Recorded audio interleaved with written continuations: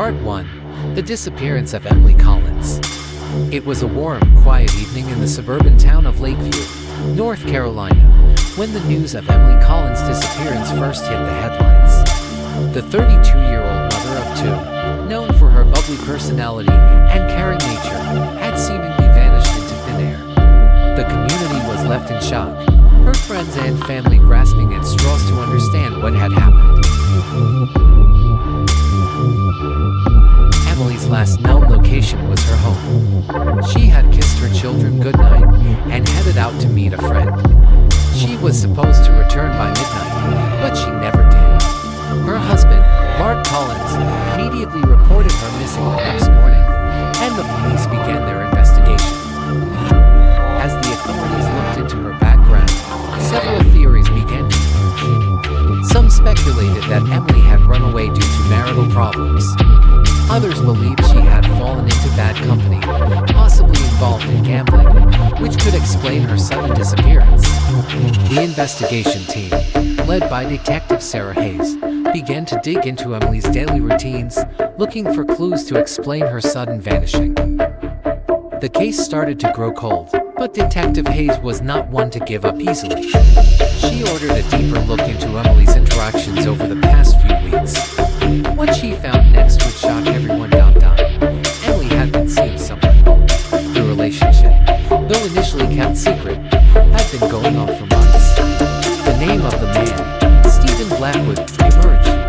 Dr. Stephen Blackwood, a well-respected, young physician who ran a clinic in the heart of Lakeview. He seemed to be the perfect man in every way, successful, calm, charming. But the deeper Detective Hayes and her team dug, the more they realized something wasn't quite right. Part 3. The Doctor's Alibi. Dr. Blackwood, when questioned, was the epitome of calm. He seemed genuinely concerned about Emily's disappearance, offering all the help he could.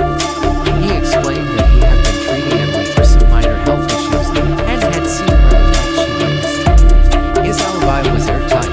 He had been at his clinic, performing routine procedures on other patients. Yet, something about Dr. Blackwood's demeanor didn't sit well with the detectives. He was perfect to accommodate.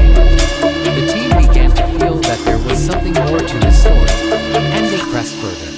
Surveillance footage was again analyzed, this time focusing on the area surrounding Blackwood's clinic. The footage showed Emily's car pulling into the parking lot late that night, but never leaving. A chilling thought began to form in Detective Hayes' mind. Had Dr. Blackwood known more about Emily's disappearance than he was letting on? Part 4. In covering the truth. As the investigation progressed, the picture started to become clearer. The more information they gathered, the more they realized that Dr. Blackwood had been lying. His calm, collected exterior was beginning to crack. He was interviewed again, and this time, his story didn't match up with the evidence. There were inconsistencies, small but critical details that didn't add up. It wasn't until the police received a tip-off from an anonymous source that the true horror of what had happened to Emily Collins began to unfold. The source revealed that Emily had been involved with Dr. Blackwood romantically and that their affair had taken a dark turn.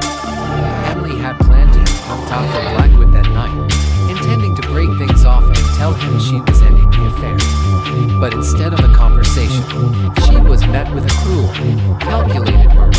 Dr. Blackwood, it turned out, had been afraid that the affair would be exposed. Desperate to hide his illicit relationship and preserve his perfect life, he drugged Emily with an overdose of sedatives, causing her to lose consciousness. But that wasn't the end. Once she was unconscious, he suffocated her, ensuring that she would never leave his life. But Dr. Blackwood's obsession didn't stop there. Part 5. A gruesome attempt to cover the tracks. What followed next was even more disturbing. In an attempt to completely erase any trace of his crime, Dr. Blackwood gruesomely dismembered Emily's body, hoping to make her disappear forever. He used his knowledge of anatomy to ensure that there were no clues left behind, but he couldn't outrun the investigators' determination. Detective Hayes and her team finally managed to uncover the horrifying truth. They discovered the remains of Emily Collins in a remote wooded area, far from her home, hidden away in several garbage bags. But the dismemberment was not the end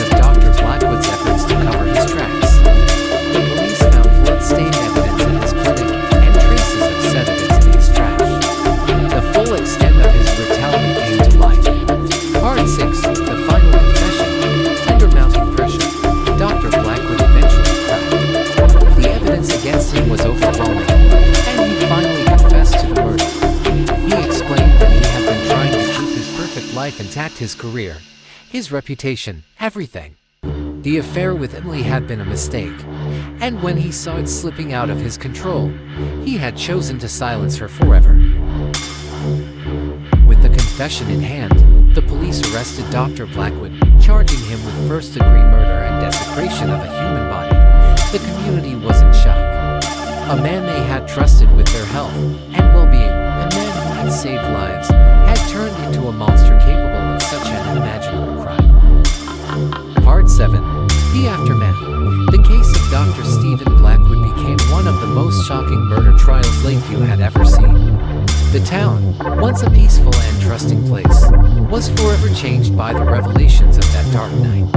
Emily Collins' family, though devastated, found some peace knowing that justice would be served.